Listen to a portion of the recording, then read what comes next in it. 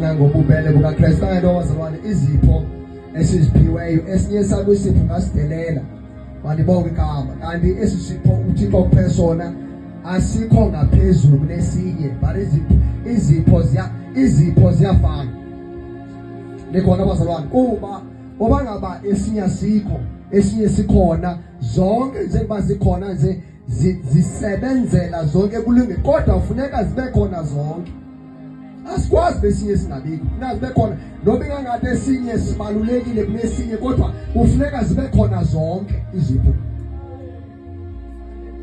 Khona isipho esingathandwa kakhulu ngabantu isipho se-intercessor.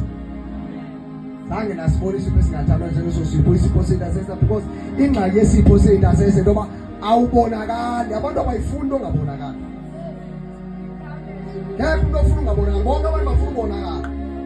Ingxaki yesipho se-intercessor bazalwane i-intercessor ayibonakali kodwa kubonakala nje imisebenzi yakhe ayibonakali yona.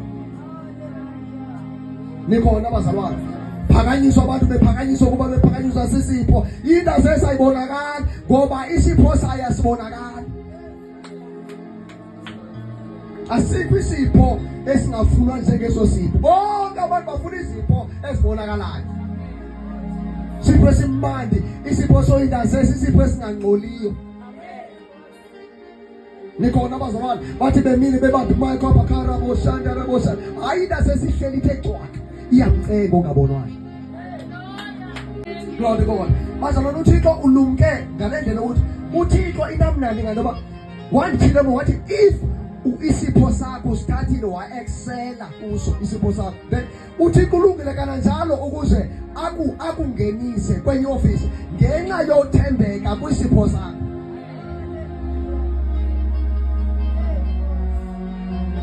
Umuntu sindeka beasha phasi magada abanga ngabe asha umbomba ungqame uyohlabelelela yebo kade abantu abo yibona bazalwane sibe sibona ungqame uzohlabelelela amane practice nesesiphilinga nesesiphilinga abambe mic yakhe practice esiphilinga sithi hey asha Lord God but uThixo uthembekile ngohlobo ukuthi uma ngabe uke wawenza umsebenzi wakho wawenza futhi wa-excela kulo msebenzi wenzayo uThixo uthembekile ukuba akufake kwenye office. Yes. Glory to Jesus. Lord God uyayazi uba ngabe uthetha ngamadoda ayi-12 la ajika ngabapostile iBhayibhile kayithetha ngabazalwane ithi baqale yangabafundi ngabafundi babizwa ngoba ngabafundi futhi bafunda bayalelwa bahamba bawukwenza umsebenzi ba-excela kumsebenzi uThixo abanike wona. Malibonga igama babeke ngoku sebenikwa ngokwesipho soba ngabapostoli. Glory to God. Isipho sabapostoli ke sisipho esingena zonke ioffice asina office sinangeni kuyo. Nikhona abazalwane isipho sobupostolo sihluza noma ngathi ukhona uprofeta ubutshela into engekho ndiyamva ndiyamva ikho lebethetha. Nikhona abazalwane malibonga ending kabrose la bazalwane once u-excele kwi-office yakho okanye u-excele kwisipho sakho uThixo uyakwazi ukuva nomnye okwenye i-office umzekelo uba kukhona umuntu ophiwe ezulwini apha malibonga igama umuntu ohleli kuThixo uyakwazi ukuzipha izilwimi ezingezizo noba akazithethi yena. Andiphinde le nto ndithetha umuntu ohleli kuThixo uyazipha izilwimi ezingezizo noba akazithethi yena ngoba iBhayibhile yayibeka into yoba asingabo bonke abantu abazawuthetha izilwimi but bakhona banazo izilwimi bayoyika ukuzithetha. Banazo izilwimi but bayoyika ukuzithetha.